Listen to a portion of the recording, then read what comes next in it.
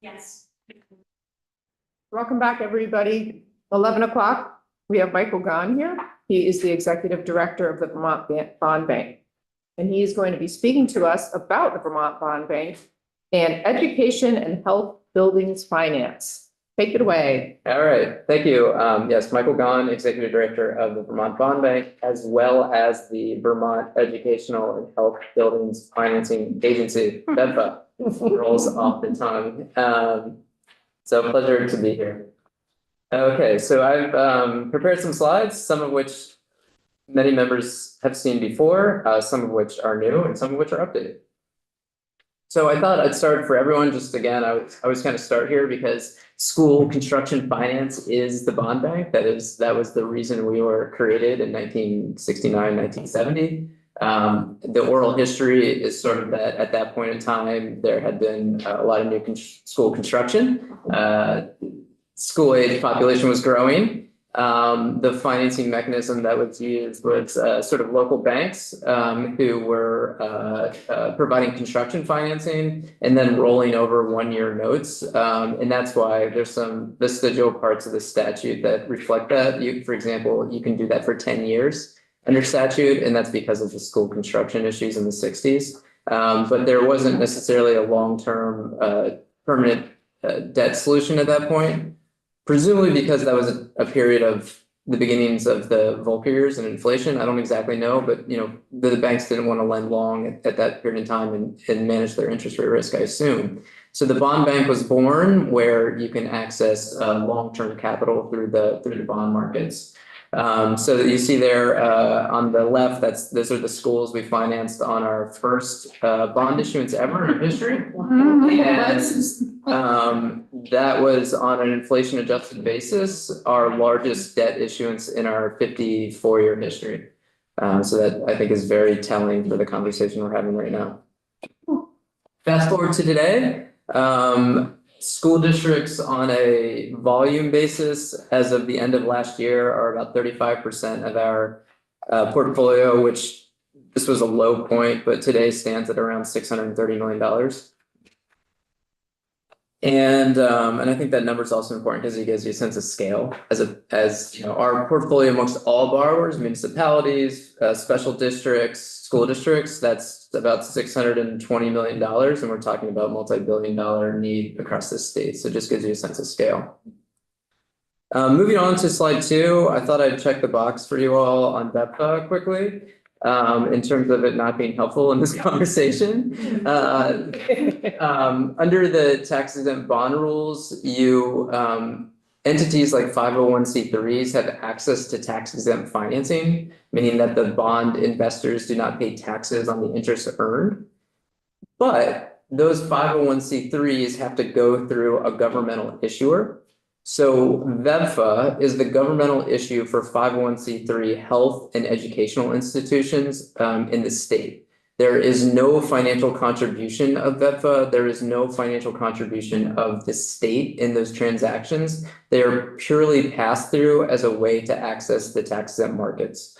We do take a very modest fee because there's opinions that have to be written. They're under our statute. There's some review of the applications that has to occur and some certifications to the governor. And there are some federal regulations. There essentially has to be like a planning and zoning hearing for these deals, and we manage that. But I think what is most important is that there's no financial contribution. And so really it's a way to access the federal tax exemption and therefore sort of bring low cost financing into the state for the benefit of entities like, the small hospitals across the state, as well as in some independent schools, which is some crossover. We've done transactions for like Linden Institute and St. Johnsbury Academy, but also Champlain College and historically Vermont Law School and, basically everyone that's in that space. So any questions about VEDFA before I move on here? No impact on when we think about like bonding amounts, rate, like Nothing. It's purely put it aside. purely pass through. Yeah. Thanks. And as a matter of course, the UVM Health Network and Middlebury are the ones that typically will access will do public offerings, and the rest of them are typically placed with banks, both regional and local. So on the next slide is, some, things I think I first presented this to, House Education and maybe House Senate last year, but I think are just things from the bond bank's perspective that are important to keep in mind in this and are born of our experience. So number one, they are a liability that requires a policy solution. I'll get into some ratios, and certainly you've had the facilities evaluation report to inform this, but there's a huge liability here that isn't going away, and it has consequences of all different types, from educational outcomes to community stability. But we've been on the front lines of watching bond votes fail. So there really needs to be some sort of intervention, because folks come to us, they get debt schedules, we work with them for a year as they're figuring out the cost and the size of the project, and then, like all of you, we witness those votes fail. I think important to note, given our work with municipalities, and this was a comment that or a concept I sort of stood up for in the task force report, was that the schools are social infrastructure with and without students. So meaning that I think a lot of this tension around some of the conversations we're having about school finance that's where my bias is around schools, is that that is, in a small community, that is the infrastructure. There is not a big municipal complex other than that school facility, and so people are very vested in keeping that social infrastructure there. And so as part of this conversation, we need to be a little bit interdisciplinary if we want to keep costs realistic, and thinking about what adaptive reuses are for that social infrastructure, because the bond bank is also vested in keeping that community vibrant, because I guarantee you they're probably going to be a lender or a borrower on the other side of the equation. And so we're interested in keeping that community vibrant as well. Good news is, and I'll go through this, we have an economic mechanism for how we solve this problem. I think a lot of other states in the same situation would be looking to create an entity like the bond bank and its various powers. We already have it. So that's in the scope of overwhelming things you all are looking at, that's a real positive. Speaking of the bond bank, the way that the bond bank will be most effective is by leveraging the state's credit.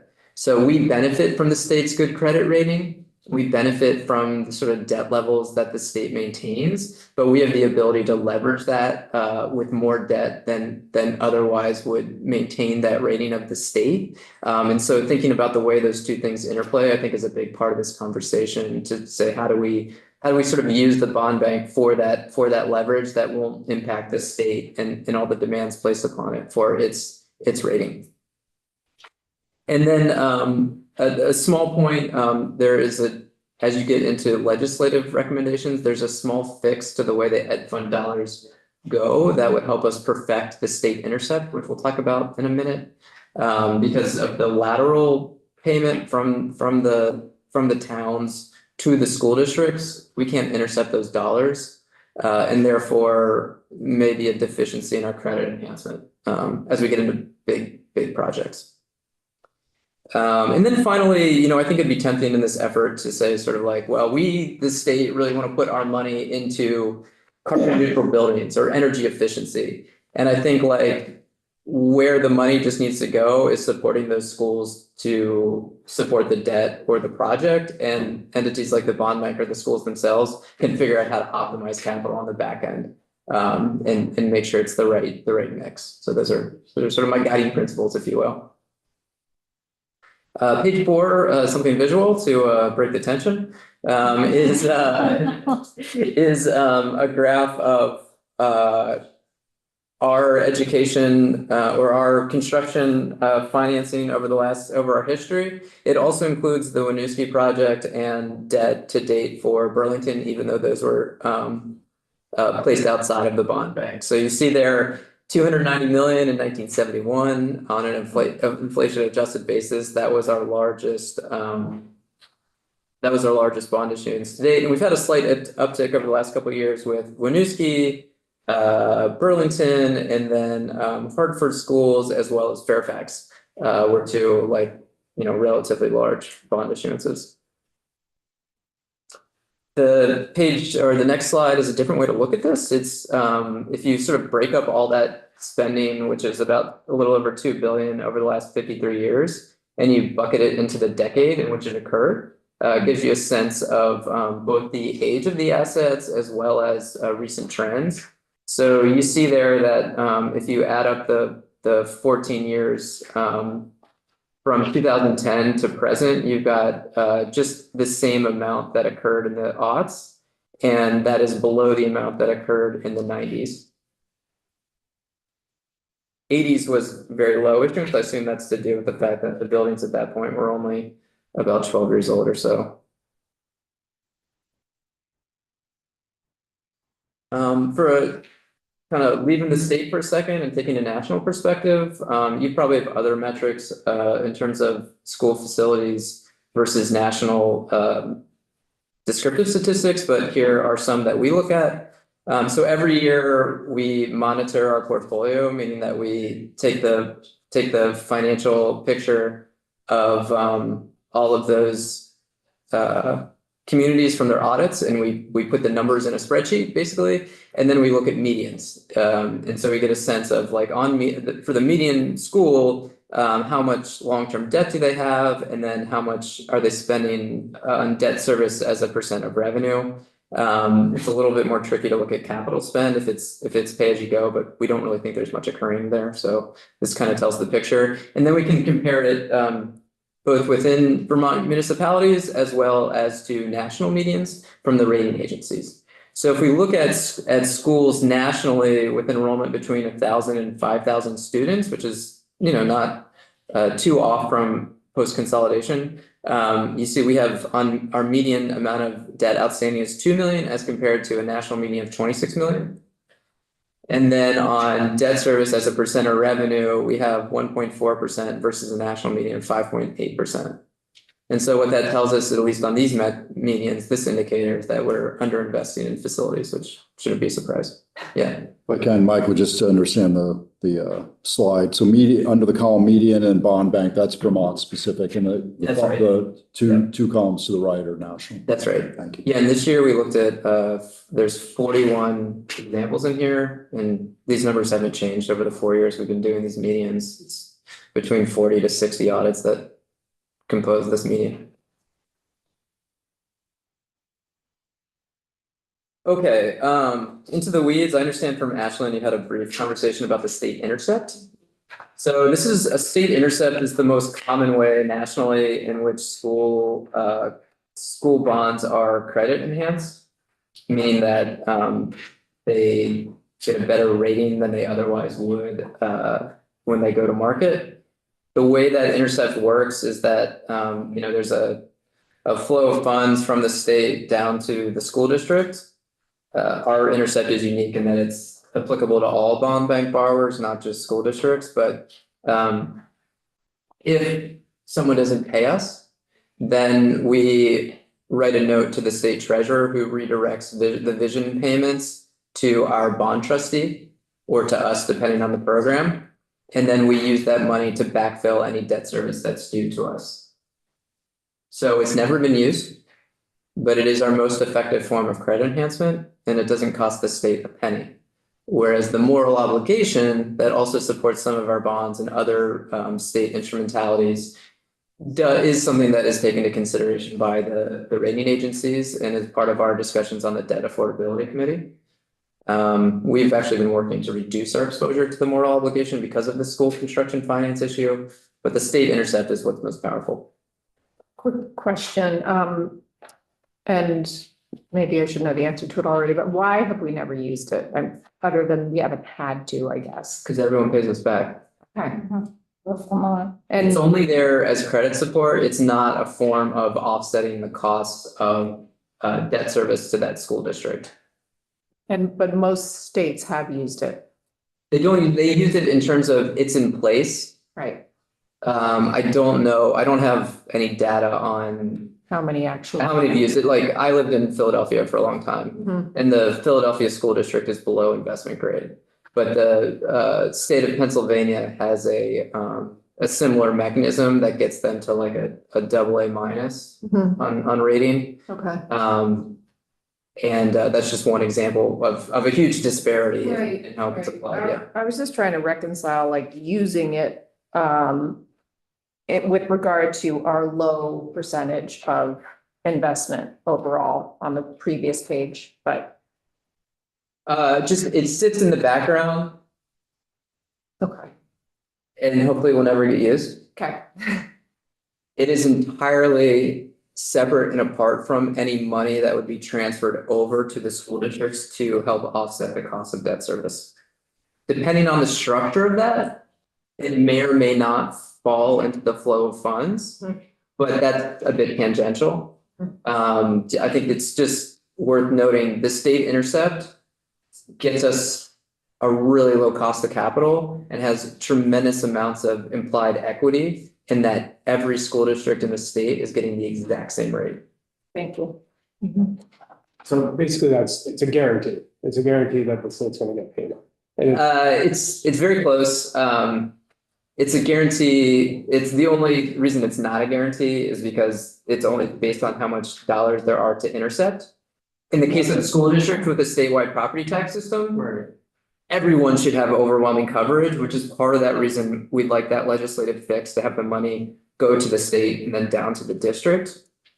And I think at least it's been 2 years, speaking to clerks and treasurers, so long as they're collecting the dollars, they'd be amenable to that.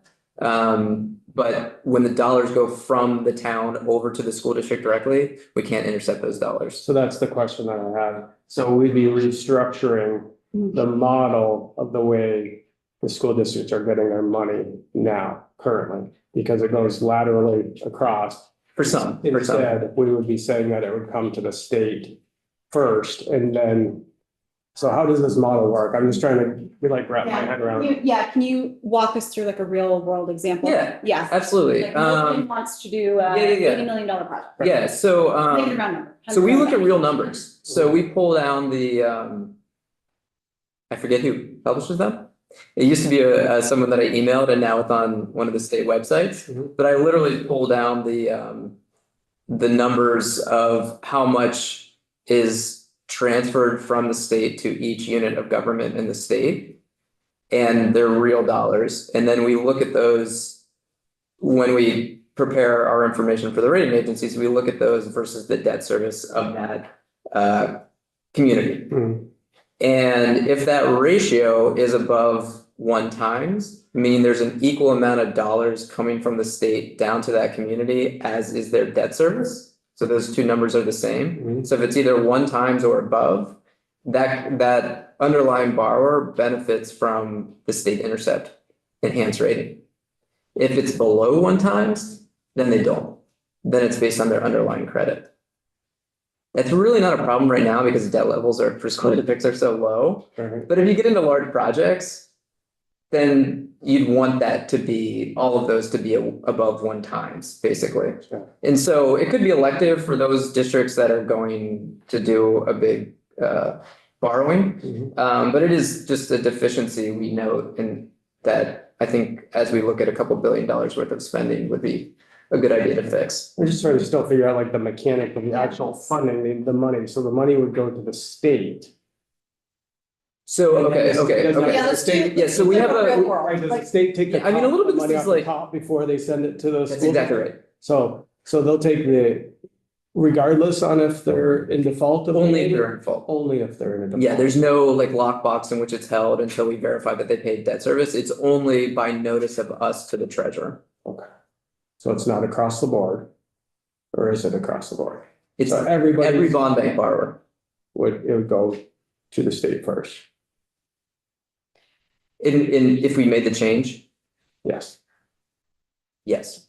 That's not the way it works now. correct. Yes, So we can only intercept dollars that are actually coming from the state Right. to that district. okay, so Michael, I have to real world this real, brain's gonna melt a little bit. A So, little bit was difficult for me because I don't work in the vision system and this exists. We have an MOA with the treasurer's office as to the actual flow of funds. okay, So it's a little bit difficult So for we me need to articulate this. okay, so in this future state system, Mhm. and in a construction aid program that a state the program that existed, Mhm. right? So let's say Milton is, the state approves, they want to do $100 million project and we say, great, we're going to approve that. We will put in, state share of 20%. We'll pay 20% of your interest payments, right? So in this system, Milton would still need to do a bond for $100 million. And, oh man, my brain. So rather than the current system where the revenue to pay that interest is coming from the municipality, Straight across the school. Okay. is somehow coming from the state, I think, I'm lost. yeah, I think we should separate these issues because I think the flow of funds on any state aid is a separate analysis and separate structure that we need to think through carefully versus the current state of affairs. So the way we have to be very careful because of that leveraging of the state's rating versus the bond bank in terms of how that flow of fund for debt service repayment occurs. Because otherwise, the rating agencies are going to potentially look at it net tax supported debt. And then, but that's like, I guess what I'm just saying is like, we should have a very careful separate conversation about where that aid comes from and how the flow of funds work versus how the intercept mechanism works. They're really two separate things. Can I try one other, yeah, Phone a friend, yeah? Julia to jump in here too from the ed fund perspective and see if we can, I'm a bit lost. Yeah, and I'm wondering if we could actually work from the system that we want, right? So I understand the system that we have, but I think what we have is we have a recommendation to use the bond bank rather than the capital, right? So like, let's just imagine like, check, we've made that decision. And then we have a recommendation to do state subsidized debt. Please tell me if I messed up that phrase, where the state would pay some percent that we agreed to as part of our construction aid program. So let's check and say that we agreed on that.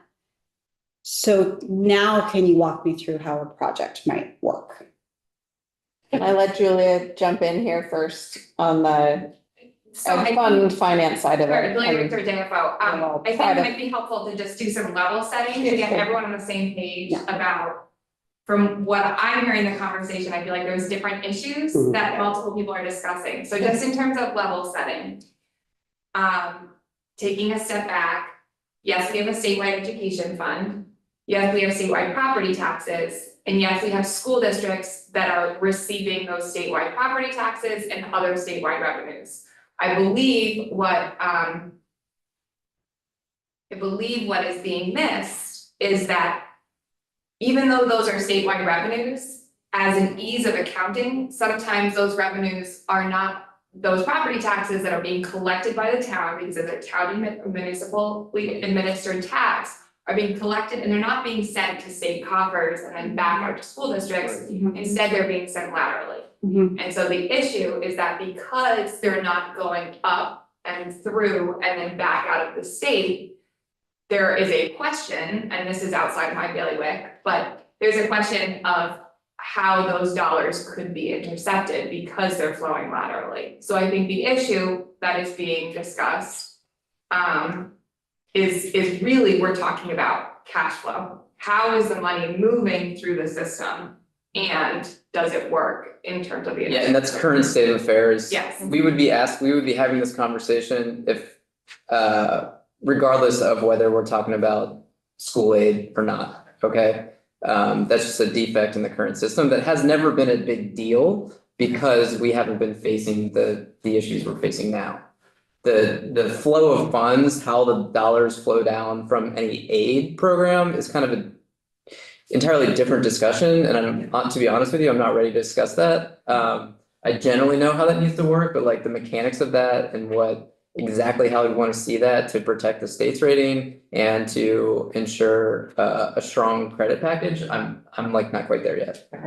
Can I try parroting back? We'll see if so in the world we live in now, assume we come up with nothing and we don't recreate some state aid program with all these incentives. Yep. Colchester is Yep. putting out a big bond right now. They're going for a bond in November. Let's say it passes. it would be better for the bond bank, the state, and probably Colchester if this were fixed, even if our work here gets us nowhere. Precisely right. Yeah, and I understand all that. I mean, I understand, I'm just trying to figure out. Does the money goes to the state? Does the state take the money off the top before they send it back down to the school if they're in default, which I'm hearing, yes, that they do. And then the collateral damage that might cause to a district without receiving all of their money from the state. Is the state gonna suffer implications later because we're not following through with some kind of an educational aspect that we're obligated to do? Because we held funding for the bond bank and for the bond, and now that's the way I'm trying to think this all through. And actually the optics as well. Yeah. Right now, towns know, like I know Milton knows that it goes straight from the treasurer to the district. And I'm not sure how people of Milton are gonna feel knowing that it's gonna plop back up to the state and be out of local hands. So I'm trying to think of all this. So just in response to that, we've had the intercept ability for 53 years. It's never been used. Debt service, even in these larger communities, as a percent of revenue is like 5%. I don't think we necessarily want to see this get much above 10%. So policymakers 53 years ago analyzed that. Like something like 30 to 40 other states have also looked at this and came to the same idea. So just as a background, that conversation, like if we unwind the intercept, that would be a really drastic and very harmful thing, I would say, for Vermont facility and infrastructure finance. But I don't think we're unwinding it because we haven't done it yet. No, it exists now. It exists. Yeah. But we would have to implement it for the school districts. No, it exists with school districts now. So you can do this without us. Yes. So, okay. So we don't need to do anything to allow you to do the intercept program with school districts right now. No. Okay, I thought you said we had to fix something. So so as they take on big projects, so that I can maintain the enhanced rating with all of the school districts. We need to change it. You need to go up instead of down. Right. That's what I mean. You have And to the change it. enhanced rating to get there. Yeah. But we have the intercept And I'm now. not saying I'm against it. Yeah, no, I'm trying to figure this out. I mean, What change needs to be made? I'm with you. Well, it's the perception of the town that the money's gonna now go up to the state instead of going it's not, across town. and it's a perception, but it's a reality too. Right now, it's not going to the state. It's Right, going it's going from. across town. But there's still some money, in every district Of course. that's coming down. Yeah. Yeah, it's just a matter of like, is there? Yeah, I just want to make sure. I'm not saying I'm against this. I'm Yeah. really playing like devil's advocate in a big way here because I want to understand it myself. So In terms of criticality, like if it's this versus aid, like this, we can Yeah, pass this I feel like aside. we're way- but, like, It's in the interest of, This you is know, the moment. time Yeah. and your expertise, and it's, I think, really good for us to tease these out and figure out where we don't even really understand what we're stuck on yet. Let's stick the intercept in the parking lot Okay. temporarily. This was more of a technical, Yes. I view this as Let's a put it technical there. part Yeah, we'll see. that ensures equitable access to the bond bank and cost of funds. Yeah. That doesn't materially change the way the system works now. Okay. Because we're still gonna be taking money, if they default, we're still gonna be taking money from that district one way or the other. Thank you. Let's conceptually just put it in the parking And lot. thank you for the and questions. See, and we Good. may be Yeah. able to come back to it in the next half hour, or Mhm. we'll figure it out on our drive home. Who knows? Sure, that. So, I gotta like pat the bond bank on the shoulder or on the back, I'm very proud to work at the bond bank and the work we do. And I just, like I said, if other states were looking at this starting from scratch, they'd be looking at developing something like the bond bank. So we have the intercept program that carries a rating that's equal to the state with S&P and one notch. So the state is AA1 in Moody's. They all use their own. The intercept program is AA2. So you're very close to the state rating via the intercept. We also have some additional benefits. We've got portfolio diversification, which helps our rating. But I think most importantly is the last two, access and rate equity. We will give the same rate to the smallest district, the smallest project. We've financed things for $100,000 in the same pool where we're financing something for $20 million, and they all get the same rate. And then obviously we have a lot of workforce capacity issues in the state. The bond bank, although those communities should be keeping their records, we do serve as a repository for record keeping and institutional knowledge, which is very important as well. Which is why I can talk to you about the 50-year history of spending on facilities. So potentially, in some ways, there's more institutional knowledge or consistent institutional knowledge at the bond bank than the Agency of Education. And this isn't a value statement against that, but a reality. Yeah. Of how things have worked in the state over. I will Yeah. not answer that. I mean, I think it's fine to answer, Michael. I mean, the answer is yes. Like this just isn't data Yeah. that the agency ever had to track. And so, and we weren't tasked with doing so. I will actually say, because Michael, we've had lots of conversations over the past couple of years of like, you know which bonds have passed, but then we're always trying to track like where are bonds failing and trying to map that out. So the operations team has put out a survey to school districts to get a sense of two things, only one of which is relevant to today's conversation, and that is asking for some information around bonds that have failed or passed. So far, we have 25 of our SUs that have responded, and it's to the tune of over $400 million of failed bonds since 2020. So the other piece, which I think we can talk about at a different time, is we also asked them to track basically unplanned emergency closures due to a facilities issue and lost in-person learning days. So that one is incomplete because we haven't heard from everybody, but this year, I can tell you just since the start of school, we have at least 11 in-person learning days that have been lost across the state for students. So we are building our own capacity to track some of this in partnership with Bond Bank, since you have sort of the. Yeah, I shared some historical bond vote information with staff. Yeah, and that was with Annie and Bob. So I will continue to track that information, and we're also tracking some maintenance and operation and budget information. Yeah, since we know that we're well under the national average on that. As we think about, building potentially a program here or some of the parameters, and then also our work on education committees and potentially appropriations committees and staffing agencies, like it's jumping out to me. It's troubling. Again, this is not a judgment on anyone that and I know this happened a lot in the last session, how much we have to rely on AOE sending out surveys to districts, asking them, how much do you think you're spending on mental health? How much do you think you're spending on facilities? Like how sound are our systems in terms of, this gets uniform type account, a lot of complicated history and things. Something like, lost days, that may be much more, a survey is appropriate. That can happen for a lot of different ways, but it's troubling, I think, as we think about.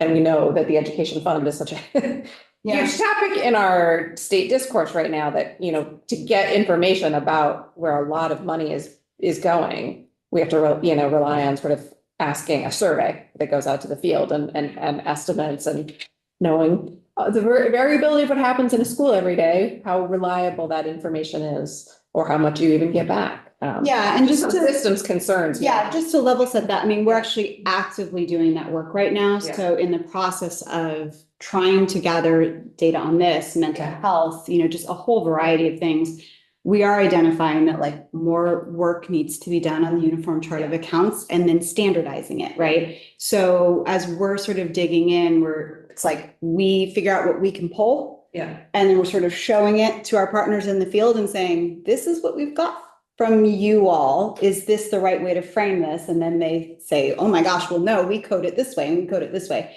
So I think that we're doing that systems level work because we there's broad agreement that across the board, the data systems, both at the district level and at the agency, need to be improved and standardized so that we have confidence, because we don't want to be doing surveys. Like nobody needs that pressure on them, but also the surveys get responded to in different ways anyways. So we're kind of right back where we started. Yeah, agreed. Yeah, we will always continue to do, we call them the spreads, but the financial enter it in the financial information to databases. So to the extent that's ever useful for AOE, That's what I we have to do it. I mean, like, we've spent a lot of money doing that and developing systems to make that a really robust data set. So we're always happy to share that, and we'll continue to do so. I'm almost to the provocative part. Okay? Hang on, okay? So these are old numbers, but I think there's always a question of like, what does market absorption look like? And I've joked, that I've gone out and asked a bunch of bankers this question. You can expect what their response is going to be as they try to bring a bunch of big deals to market and make money. But we don't think we really have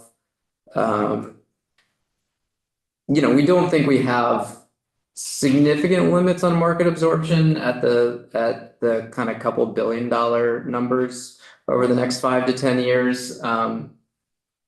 It's a bit of a price discovery issue, but we don't see there to be anything in the future that would sort of limit that number.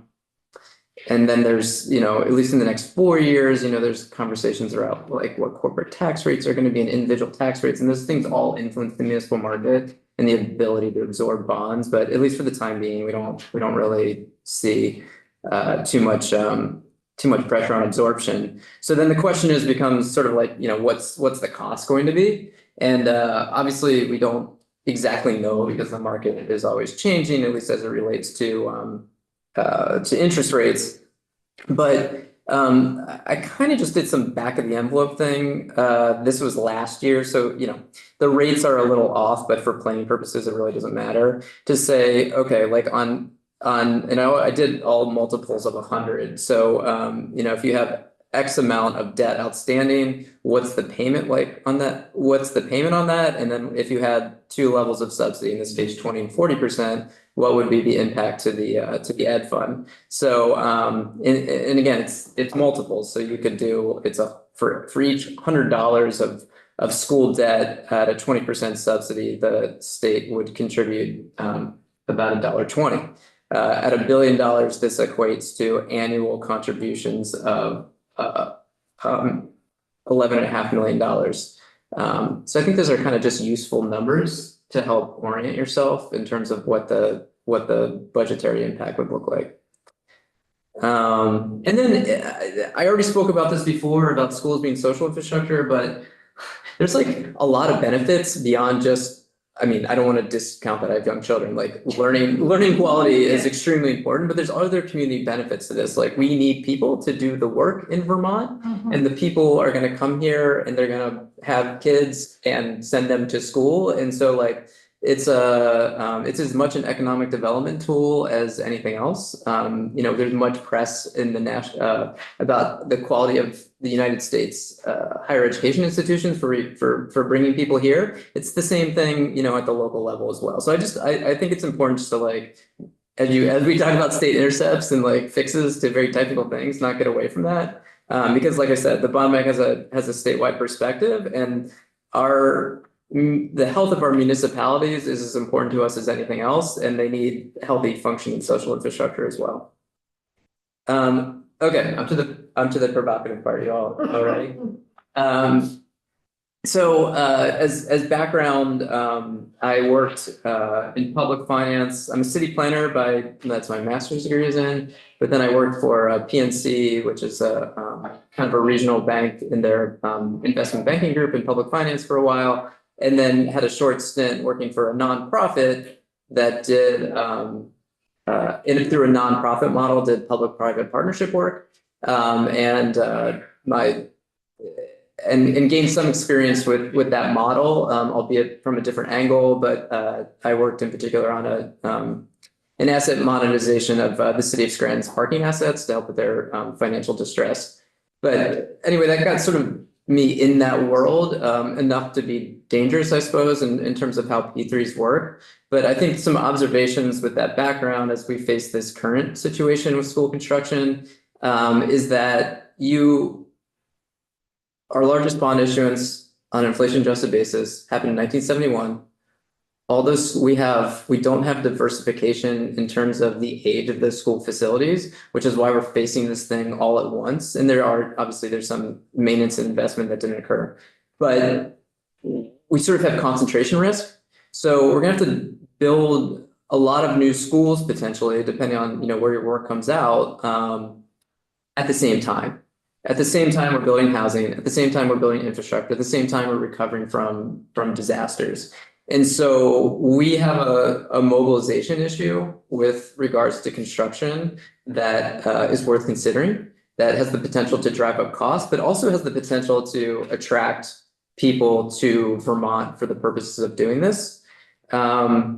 We also have a risk appetite with all the other constraints on school spending, that having some certainty as regards to having budgetary certainty in the cost of school construction could potentially be helpful. And then this is sort of reiterating this a little bit, but then we've got if we build these new facilities, we want to take care of them. And we've got workforce issues. And so all of these things combined sort of lend themselves or are a common pretext to a public-private partnership, where you would go out and there's various ways in which this procurement occurs, and there's experts in this, but you would go out and you would say, marketplace, we have X number of schools to build. We want to deliver them with this program, but we don't exactly care how you make that program happen. And so you big national firms mobilize, move people to Vermont, figure out a way to make it happen and deliver it at X cost. And there are definitely ways in which this can be criticized. And definitely one thing to note is, because of tax exemption in the bond bank, their financing is never going to be better than what we can provide.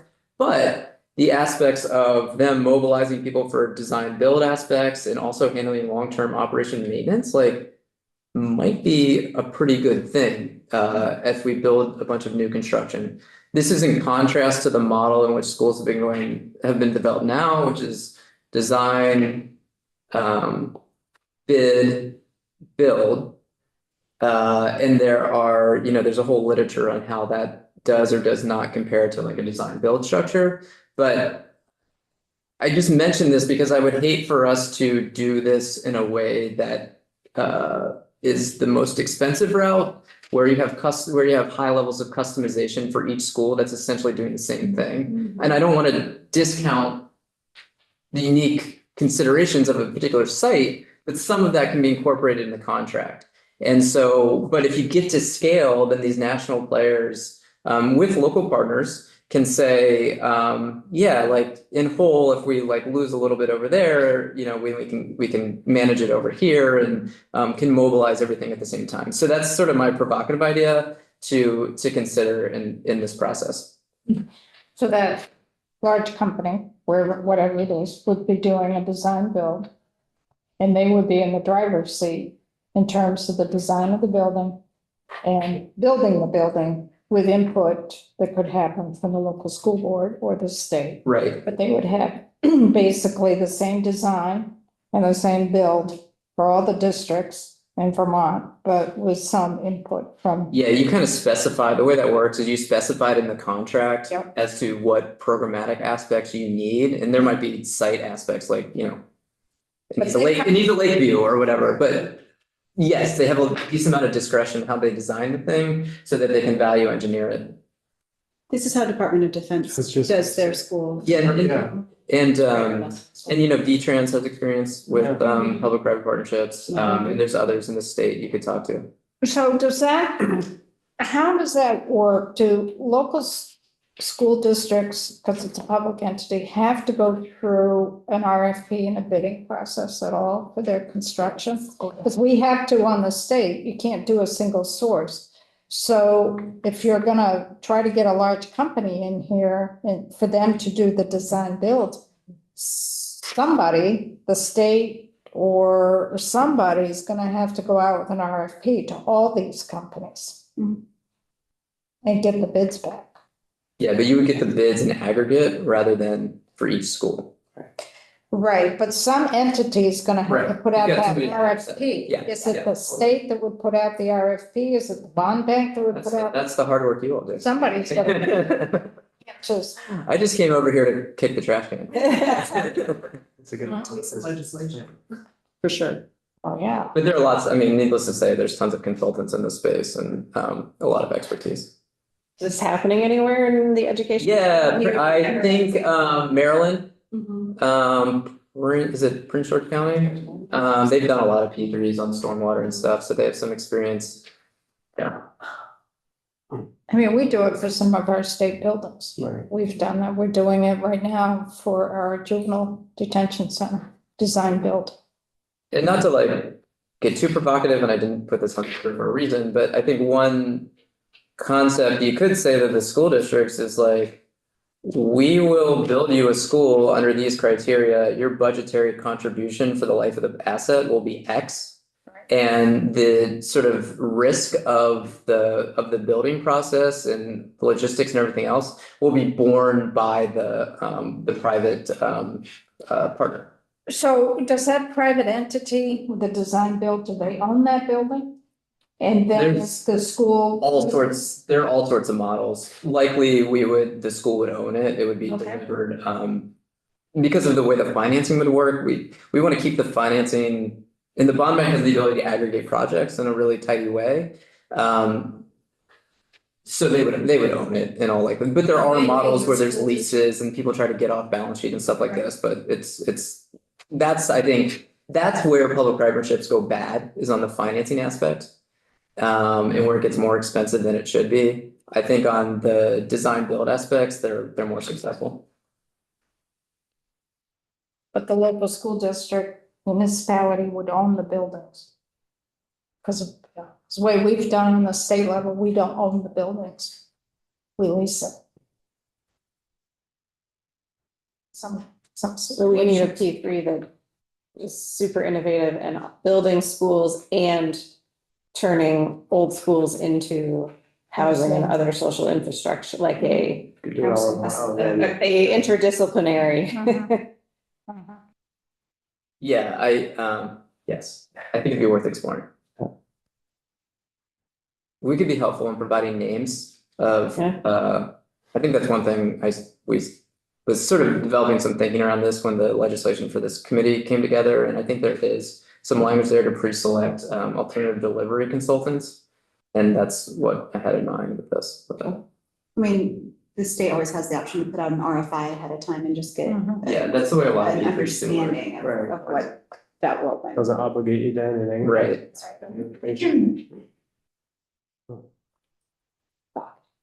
Okay. That's my last slide. It's just the outside of the box, right? Yeah, okay, a few questions, I believe. Just curious, does the agency actually have a department or a staff element that can handle this kind of activity, or is it something that needs to be plussed up? Which part of the activity?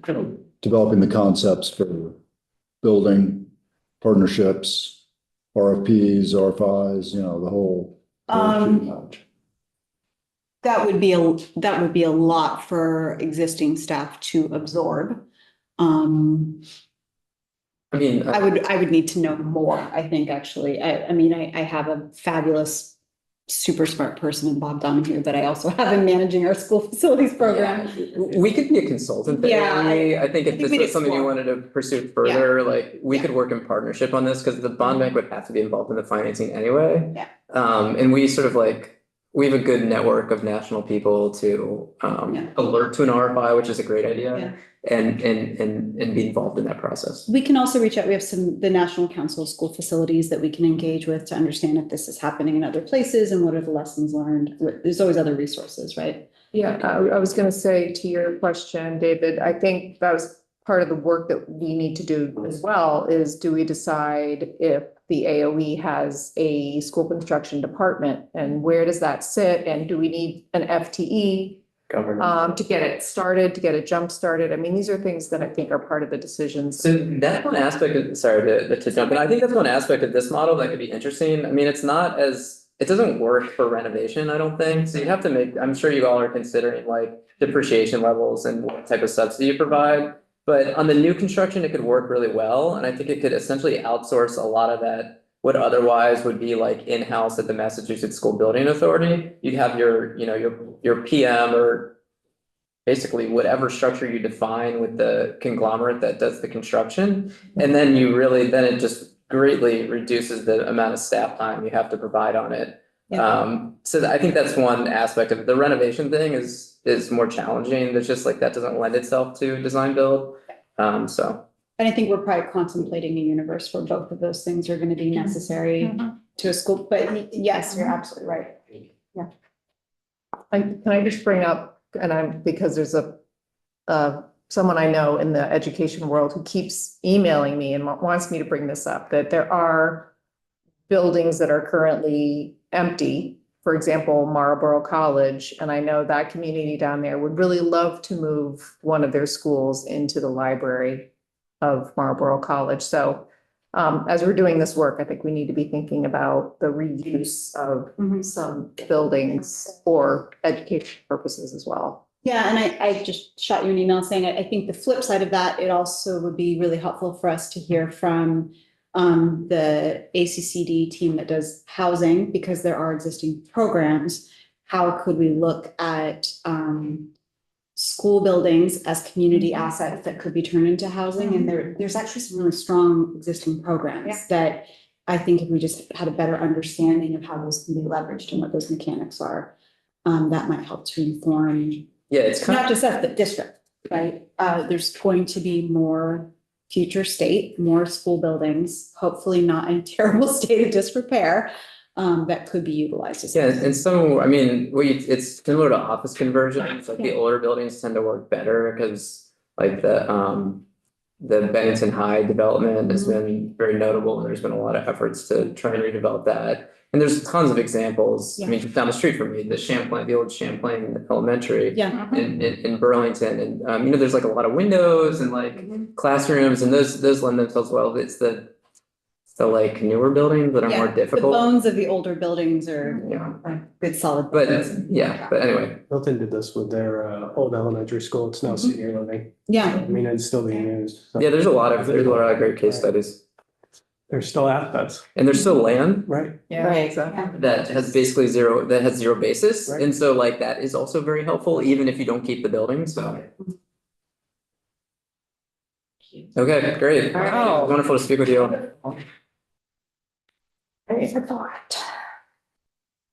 Great, just staying on time. This is good, folks.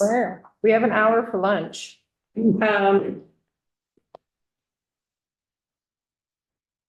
Come back with school government.